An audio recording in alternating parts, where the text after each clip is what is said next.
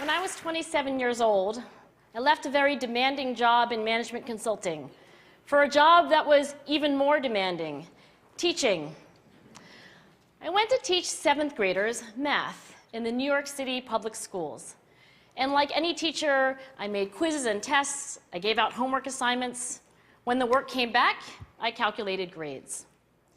What struck me was that IQ was not the only difference between my best and my worst students. Some of my strongest performers did not have stratospheric IQ scores. Some of my smartest kids weren't doing so well. And that got me thinking. The kinds of things you need to learn in 7th grade math, sure, they're hard. Ratios, decimals, the area of a parallelogram. But these concepts are not impossible. And I was firmly convinced that every one of my students could learn the material if they worked hard and long enough. After several more years of teaching, I came to the conclusion that what we need in education is a much better understanding of students and learning from a motivational perspective, from a psychological perspective. In education, the one thing we know how to measure best is IQ. But what if doing well in school and in life depends on much more than your ability to learn quickly and easily? So I left the classroom and I went to graduate school to become a psychologist. I started studying kids and adults in all kinds of super challenging settings. And in every study, my question was, who is successful here and why? My research team and I went to West Point Military Academy. We tried to predict which cadets would stay in military training and which would drop out.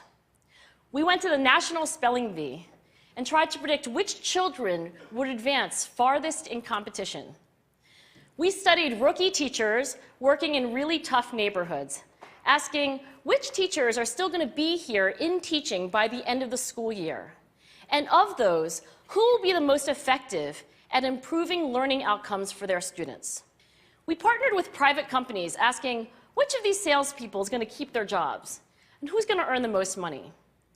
In all those very different contexts, one characteristic emerged as a significant predictor of success. And it wasn't social intelligence, it wasn't good looks, physical health, and it wasn't IQ. It was grit. Grit is passion and perseverance for very long-term goals. Grit is having stamina. Grit is sticking with your future, day in, day out, not just for the week, not just for the month, but for years, and working really hard to make that future a reality. Grit is living life like it's a marathon, not a sprint. A few years ago, I started studying grit in the Chicago public schools. I asked thousands of high school juniors to take grit questionnaires, and then waited around more than a year to see who would graduate. Turns out that grittier kids were significantly more likely to graduate, even when I matched them on every characteristic I could measure, things like family income, standardized achievement test scores, even how safe kids felt when they were at school.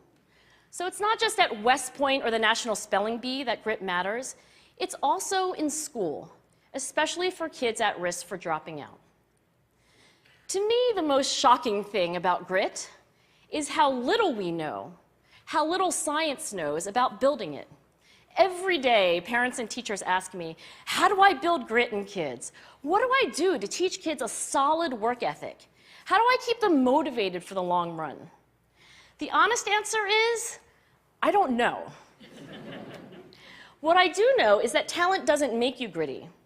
Our data show very clearly that there are many talented individuals who simply do not follow through on their commitments. In fact, in our data, grit is usually unrelated or even inversely related to measures of talent. So far, the best idea I've heard about building grit in kids is something called growth mindset. This is an idea developed at Stanford University by Carol Dweck, and it is the belief that the ability to learn is not fixed, that it can change with your effort. Dr. Dweck has shown that when kids read and learn about the brain and how it changes and grows in response to challenge, they're much more likely to persevere when they fail because they don't believe that failure is a permanent condition. So growth mindset is a great idea for building grit, but we need more. And that's where I'm going to end my remarks, because that's where we are. That's the work that stands before us. We need to take our best ideas, our strongest intuitions, and we need to test them. We need to measure whether we've been successful, and we have to be willing to fail, to be wrong, to start over again with lessons learned. In other words, we need to be gritty about getting our kids grittier. Thank you.